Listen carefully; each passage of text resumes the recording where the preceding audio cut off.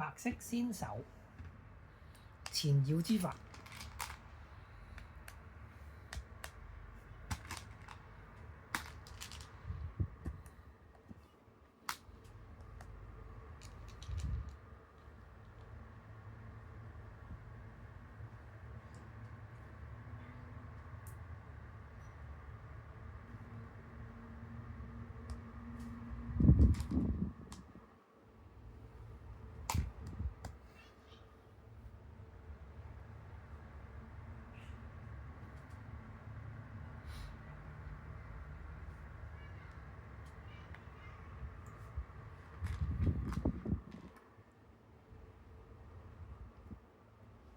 誒，已經落咗啦。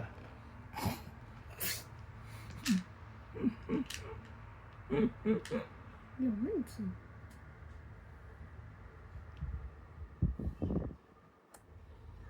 咁個深思熟慮，白棋都係決定落呢一步。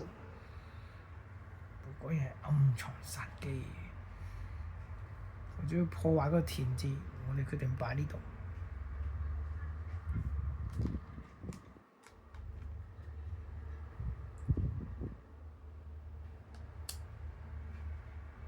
我個田字唔喺下邊，原來喺上邊。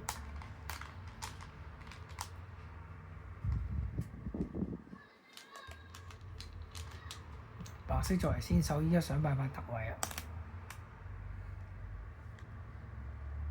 呢一步作為防守好重要，可以防呢邊，可以防呢邊，防中間，可以防中間。中間我哋就斷咗佢條中間路，但係佢側邊咧，但係佢嘅斜線咧就會好強啦。落咗。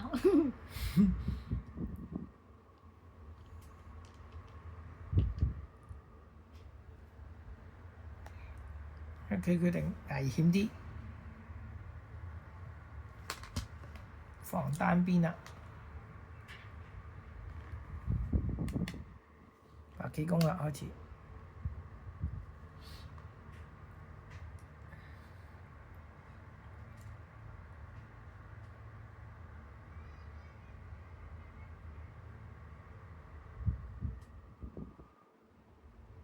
白棋呢招都高明啊！佢咁樣咧斷咗呢一粒嘅功用。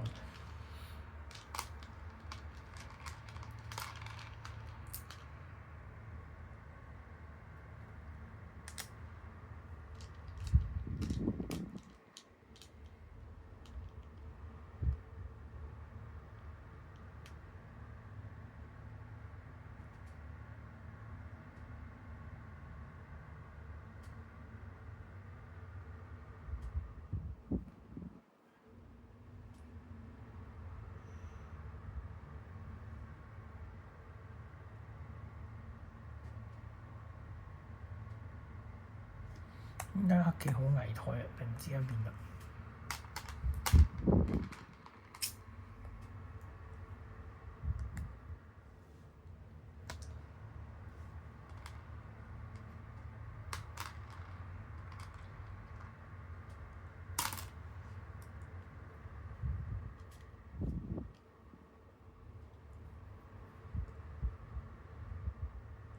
白棋呢一步行得好，因為佢又截斷咗上面呢個嘅攻勢啦，而佢自己又進攻緊喎。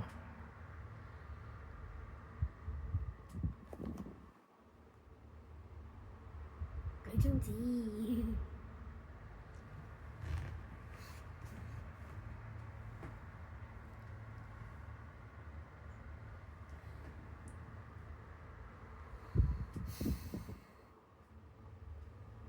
黑棋又要諗啦，防呢邊，等佢向上飆，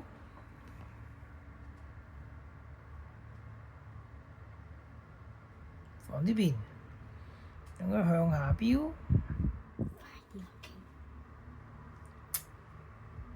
呢一步關乎生死啊！好啦，我哋防呢邊啦，決定防上路，做一個包圍姿勢。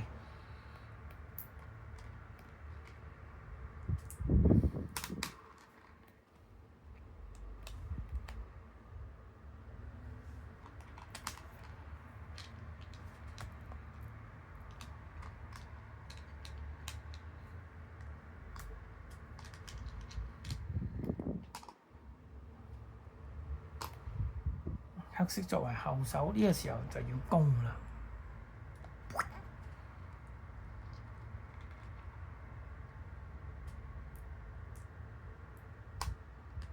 當你能夠儲到3粒加2粒生嘅時候咧，呢個就係一個機會。我哋就要學習呢種暗度陳倉嘅方法。